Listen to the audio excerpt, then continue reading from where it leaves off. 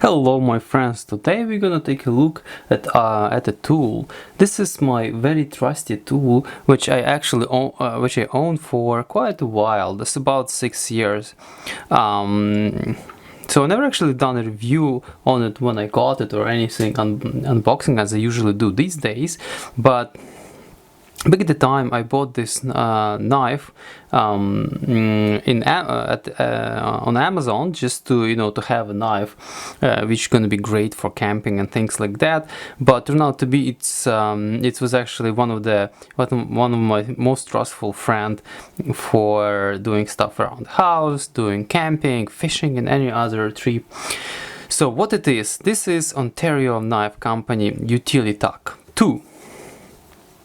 So this is not expensive knife at all, but I think it is one of the best knives you can get for cheap. I think you can get it on sale for like $22, and I include a link in my video down below, and I think it's totally worth the money. So what do we have here? We have this nylon composite handle over here with metal skeleton which actually holds the blade. So we have this pretty decent blade made of AUS 8A steel, which is again pretty decent steel.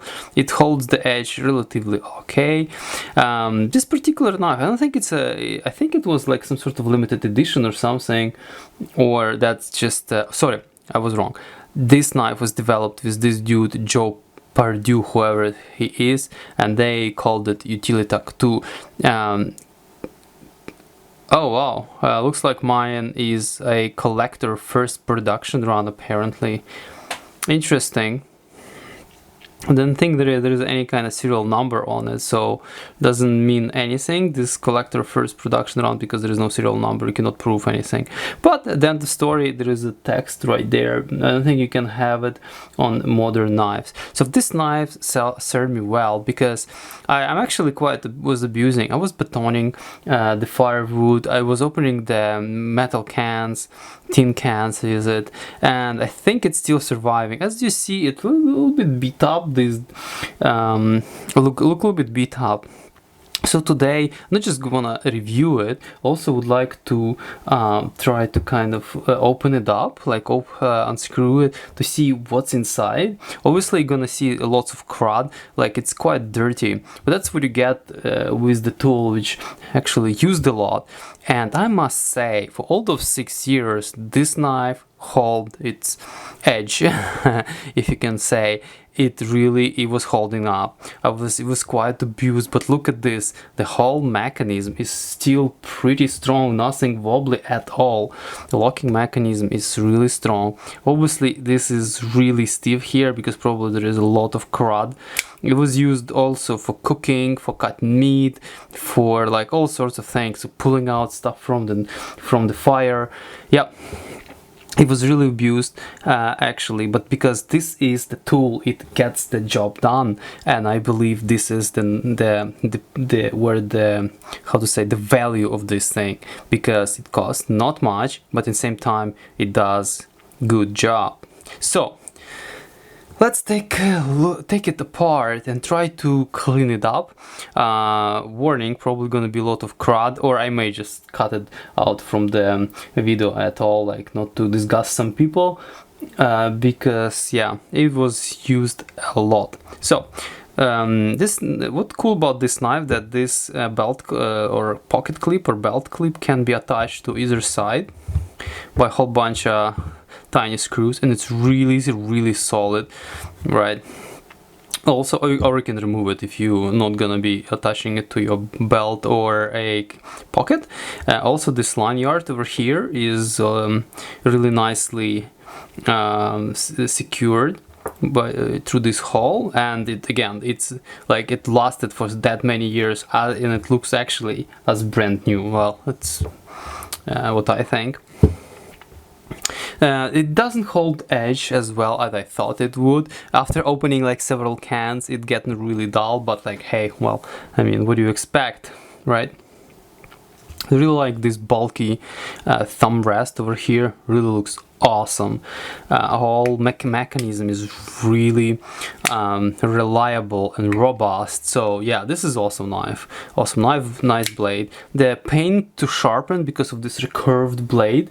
As many people say it's pain to sharpen because you have to have special set of sharpeners. So if I would ever buy this one, I would probably buy in straight blade or maybe tanto blade, because it'll be so much easier to sharpen. But it's still, I have appropriate tools for it and I can sharpen it. So I have this special Lansky kind of sharpening set for the recurve blades. Okay, well, let's stop talking about the knife and let's take it apart. Alright, so there's a whole bunch of Torx screw over here, 1, 2, 3, and I think on other side is 1, 2, 3. These screws, if I want to unscrew this one, which will remove this handle plate, I would have to also unscrew these guys. For these we need, like, I think this is T4 and this is T8 Torx. So let's remove this guy first. Oops, wrong one.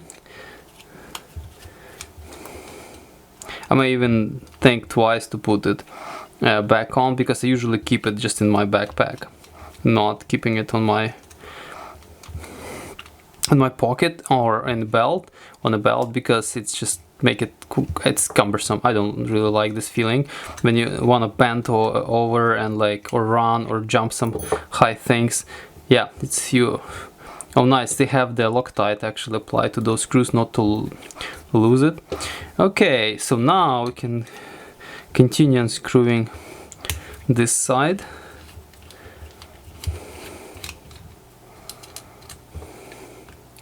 And this one. I have a suspicion that I would have to remove this lanyard, which I don't like. I may just loosen it up. Oh no, it's good. It's easy. Okay, get rid of that. Now let's try to get rid of these 2 screws. Then we deal with the big one. Good to have Loctite so I can reapply it back to make sure it's not gonna fall out somewhere when it's not. I don't know if it's glued or not, but let's unscrew this big one.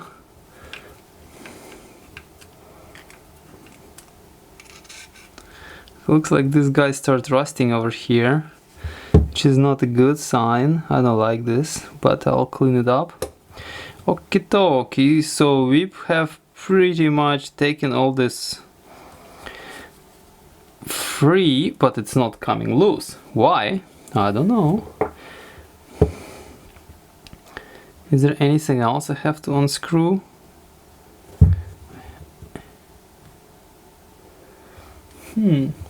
So I have another friend over here to the rescue. It's not obviously as fancy as Utilitac, but it actually costs the same. By the way, those 2 knives, they cost pretty much the same money, but at any time I would go with this one than this one. This obviously has almost no use because it sits here in a lab. It's just like a poke some things, like boxes, open boxes and things like that. Also, I don't like serrations, by the way. I don't like serrations on knives, but that's my opinion. Oh wow. Okay. Here we are. It's actually quite a bit rusted here.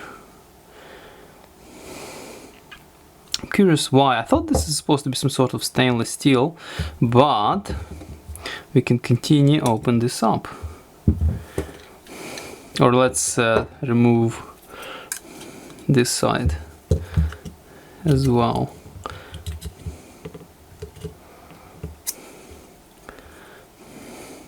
It's not cooperating, I must say. Let's continue. Okay, there is a whole bunch through hole bolts. They actually go all the way through like this.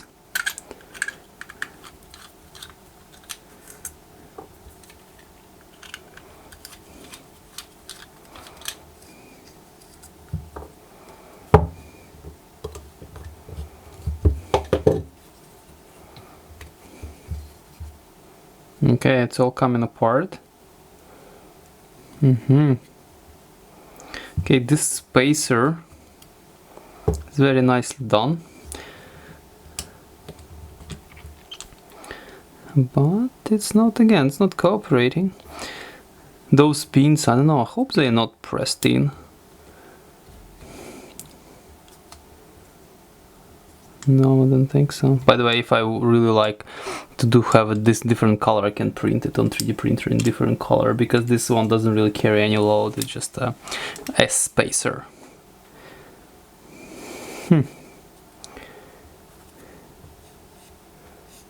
It rotates. No, that's really means. Okay, I understand what's happening here. This is actually metal over here, and it's probably holds this thing together, because I have to dislodge it this way, but I think this is rusted for good, so I have to apply some force here.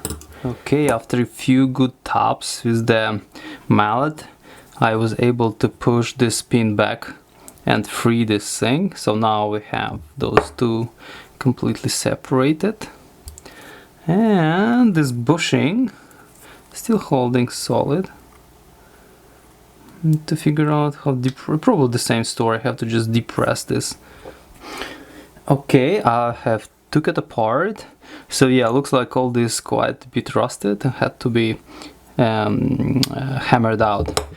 So, but now I think we have just to pull this out, and we can analyze the construction of this wonderful knife. Oh my god, everything is like resisting. It's all rusted for good.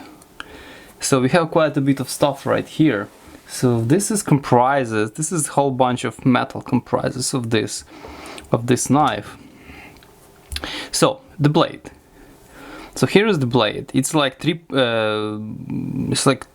3 inches and 3/4 or something like that inches blade. It's pretty decent weight, because look at this width. It's like 4 millimeter in the thickest part, and thinnest part over here under this taper probably like 2 millimeters. So it's a really decent blade. So it's a lot of metal, so it's gonna serve. It can pry things and things like that. You can use it as a screwdriver, I guess. A really strong blade, and if you sharpen it properly and not gonna abuse it, it's gonna hold the blade pretty good. Right now this is pretty much shot. Yeah, it's not good at all. Then we have 2 metal plates which actually hold this all together. So this is obviously a base. I'm curious if this is stainless steel or something, because it's quite a bit rusty. And if it's not stainless steel, maybe it was galvanized or something like that.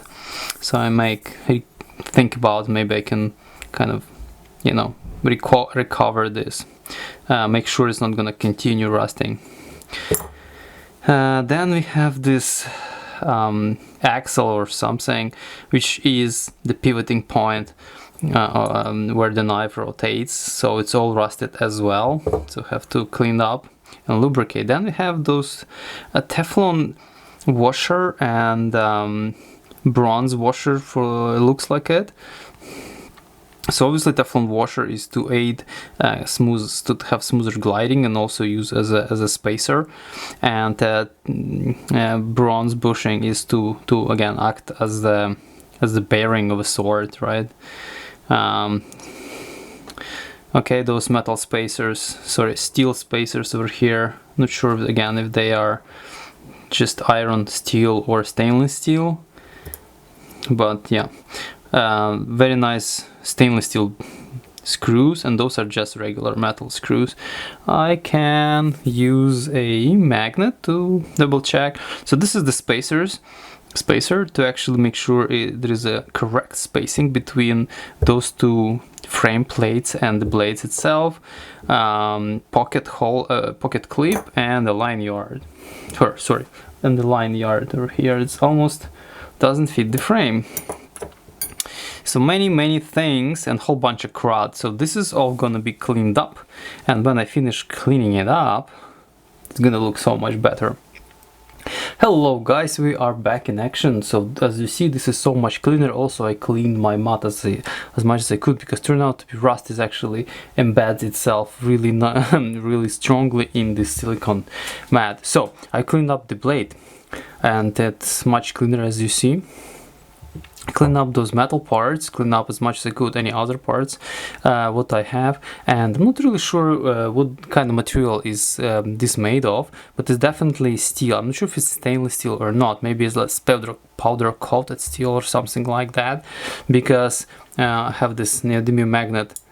It's not as strong magnetized because this is stainless steel. Still have some magnetic effect in it, but this one is sort of stronger pull, so I assume this is much stronger as well. So no, not really. This one's actually rusted. It's barely magnet. I'm not understanding. Yeah, weird. Maybe this one. Oh yeah, I see. So this is actually steel, but this one is either aluminum or something. It's probably no, it's not gonna be aluminum. It's magnetizes. It's probably stainless steel. And this one, probably steel. Anyways, I just try to differentiate some parts just to understand what needs some extra care and what can be just cleaned and not gonna rust any soon. Anyways, so looks like I just hope this is somewhat rust resistant, not just powder coated steel, because if it's not, I was kind of scraping it to kind of get remove the rust as much as possible. So anyways, the tools I've used, I used this two sort of brushes. This is brass brush, and this is nylon brush. And also the product I've used is this guy. I'm not sure what country you can buy this stuff, but this is really good. It actually helps to clean stainless steel, and it's soft, so it doesn't have any abrasive materials in it, so it has only chemicals, and it really nicely cleans up, removes the rust without destroying the metal itself. So it's a bar, okay, I'll show it again. It's a barkeeper's friend. So porcelain, stainless steel, and ceramic and tile and copper. It actually also works good with copper, so that's good. Yeah, and because there is two copper washers here. So my plan is to assemble it all together and see it in action.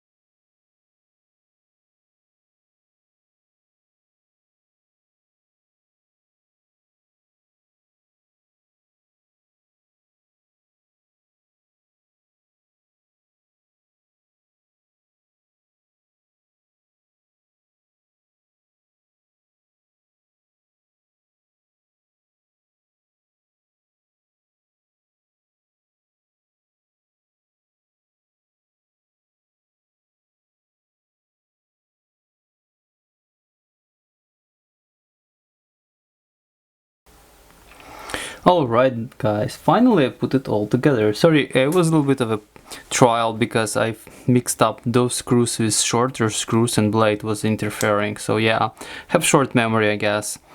So okay, I put it all together. I decided not to put belt clip or pocket clip because it was interfering, so I'm gonna put it into my knife's parts kind of compartment, not to like lost it if I actually decided to put it back on. So also I used the Loctite in the screws to make sure, especially into this one. So I adjusted the blade in such a way that it doesn't wobble. In the same time, it goes freely like this. So you can use gravity to actually swing it open. It doesn't really matter. It's no big deal. But so now it actually swings nicely and freely, and it's very smooth. I guess those PTFE inserts kind of help it slide nicely. And now it's clean. I put liner back here, and that's pretty much it. So remember my idea to use this? No, don't. That was a stupid idea because this thing has PTFE, and PTFE Teflon essentially is a cause of cancer. At least people used to think this is cause of cancer. So I decided to not use it. So I wiped whatever I apply PTFE. I wiped it clean with microfiber as much as I could, rinse it off, and decided to use cooking spray, which is essentially canola oil. Again, I sprayed on all metal parts, wiped it with microfiber clean, so it still can kind of feel oily residue on the blade and on all metal parts as much as I could. Yeah, and I think it's much better idea to do that than actually Teflon-based lubricant. Teflon-based lubricant can be used like in brake calipers and 3D printer or whatever, but not into products which are gonna contact with food. That was a stupid idea. Never do this again. I would not recommend. So canola oil will work. Essentially it may, eventually it may caramelize or something like that, but in this particular case it was minimal amount of lubrication applied, and this blade gonna stay clean. And obviously it's advisable to from time to time to actually kind of wipe your blade with oily rag or something like that, just to make sure that it's not gonna rust. As you see before, OS 8A rusts. It rusts, especially if it's left wet, especially when it is on the coast. So I was using this knife in my trip to British Columbia on Vancouver Island in Victoria. I was camping there right on the shore, like China Beach and then other places.